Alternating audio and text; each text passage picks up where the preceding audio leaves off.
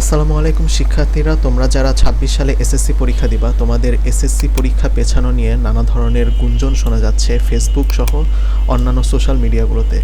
তো এ নিয়ে গতকাল বরিশাল অঞ্চলে কেন্দ্র সচিবদের মতবিনিময় সভা অনুষ্ঠিত হয়। সেখানে শিক্ষামন্ত্রী নিজে বলেন যে কেউ কেউ ভয়ে এমন গুজব ছড়াচ্ছে। তার মানে বোঝা যাচ্ছে যে এটা হচ্ছে কি গুজব। তবে নির্ধারিত সময় পরীক্ষা অনুষ্ঠিত হবে, তোমাদের এসএসসি পরীক্ষা পেছানোর কোনো সুযোগ নেই।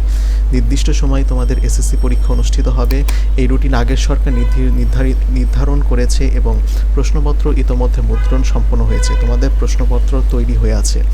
তার মানে বোঝা যাচ্ছে যে তোমাদের এসএসসি পরীক্ষা পেছানোর কোনো সুযোগ নাই। ফেসবুক সহ অন্যান্য সোশ্যাল মিডিয়ায় যা কিছু হচ্ছে প্রচার করা হচ্ছে সেগুলো সবই হচ্ছে গুজব, সেটা হচ্ছে শিক্ষামন্ত্রী নিজে বলেছে। তো তোমাদের পরীক্ষার আর মাত্র কয়েকটা দিন সময় বাকি আছে, তোমরা এই সময়টা মনোযোগ সহকারে তোমরা পড়ো। ইনশাল্লাহ তোমাদের পরীক্ষা সবার ভালো হবে। আজকের ভিডিও এই পর্যন্তই। আল্লাহ হাফেজ।